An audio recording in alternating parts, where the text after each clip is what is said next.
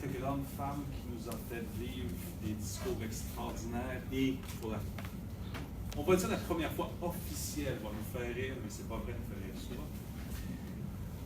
L'honorable Tessa va nous présenter la méditation en zen ou l'art du combat. Madame Tessa.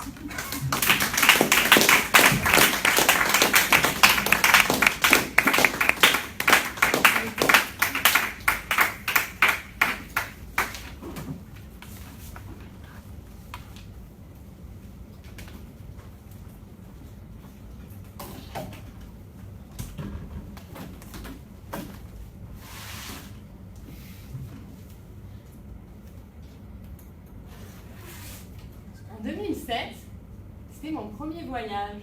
Je partais très loin, en Asie. En fait, je suis allée en Inde. J'avais beaucoup de chance. Une amie indienne se mariait à Calcutta et elle m'a invitée. Je suis partie en sac à dos avec une amie. Arrivée en Inde, vous pouvez imaginer les vastes plaines de sable, parce que c'est le nord de l'Inde. Il y a beaucoup de sable, c'est très sec, il fait très chaud. J'ai visité Varanasi, qui est la ville mystique où tous les Indiens veulent aller au bord du Gange pour se purifier. Et en fait, chaque Indien espère secrètement mourir au bord du Gange pour que leur âme se libère de la chaîne de réincarnation. Mais après Varanasi, à 12 km, je suis allée dans une ville qui s'appelle Sarnath.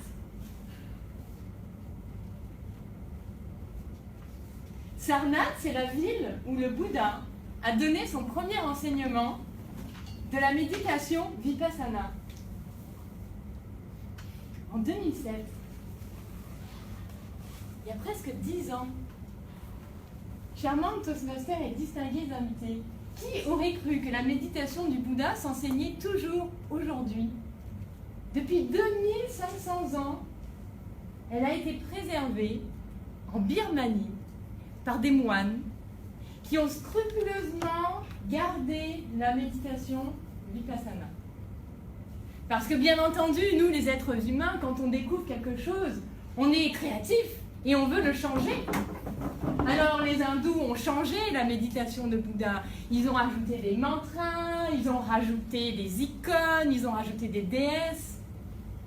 Mais à la base, ce n'était pas ça la méditation du Bouddha.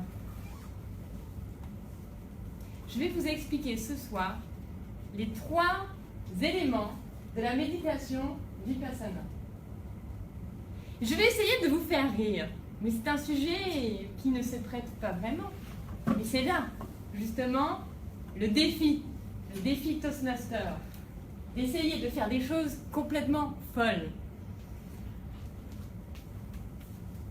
Le premier élément de la méditation Vipassana étant appelé en langue pali de l'époque de Bouddha, Sila. Sila voulant dire la moralité. Ah, la moralité, ça c'est difficile. Je vais vous montrer quelque chose. C'est par ici. La moralité veut dire que lorsque l'on fait la retraite du Vipassana, qui est quand même une retraite qui dure 10 jours, et on médite 10 heures par jour. Et j'en reviens à l'instant avec mon sac.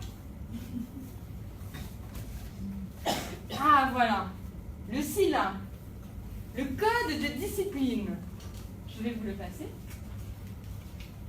Vous pourrez le regarder. 5 préceptes à respecter. S'abstenir de tuer toute créature vivante, s'abstenir de voler, s'abstenir, je vous rassure, seulement pendant les 10 jours de toute activité sexuelle.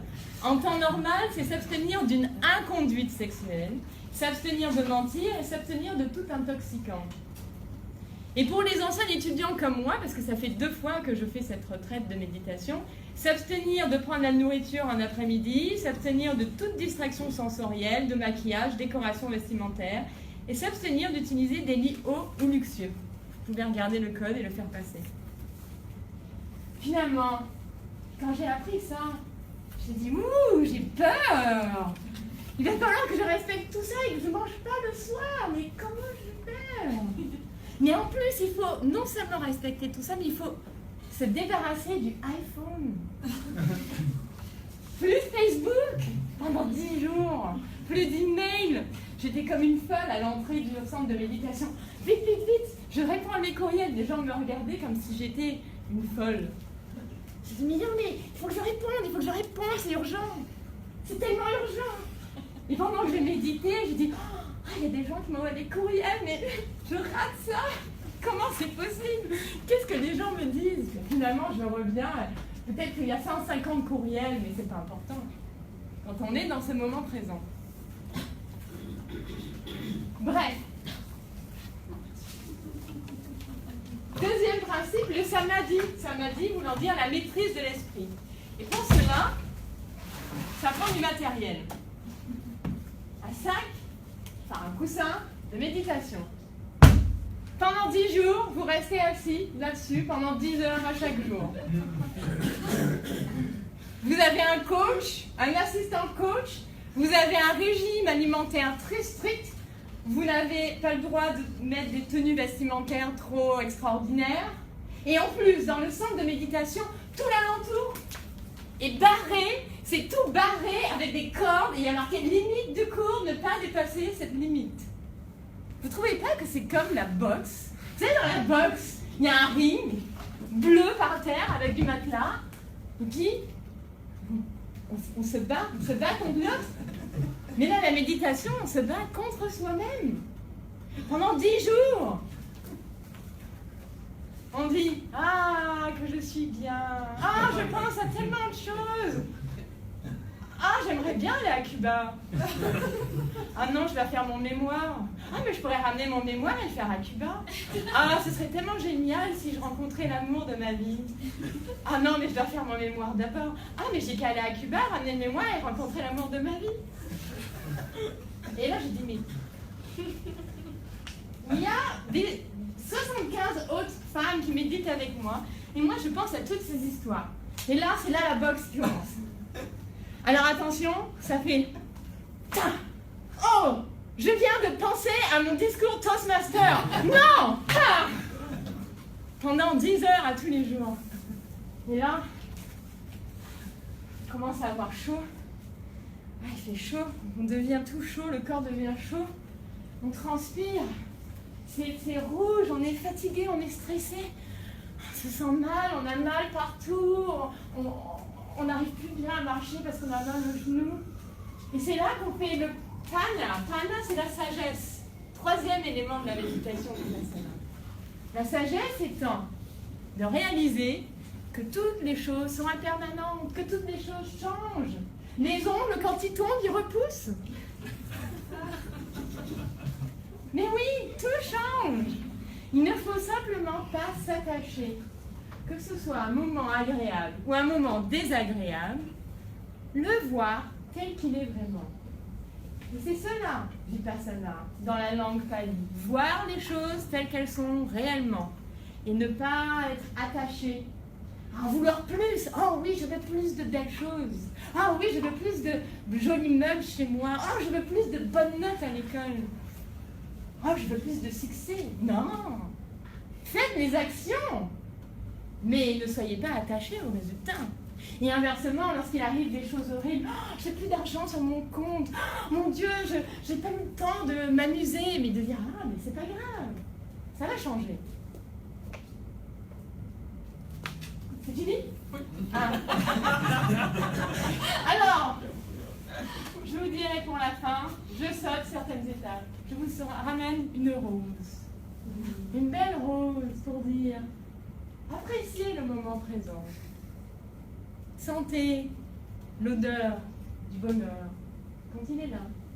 Et quand il n'est pas là, dites-vous, c'est pas grave. Il n'est pas là aujourd'hui, mais il sera là demain. Alors la méditation, c'est vraiment un combat de tous les jours et de chaque instant pour découvrir l'art de vivre, l'art zen. Monsieur l'animateur.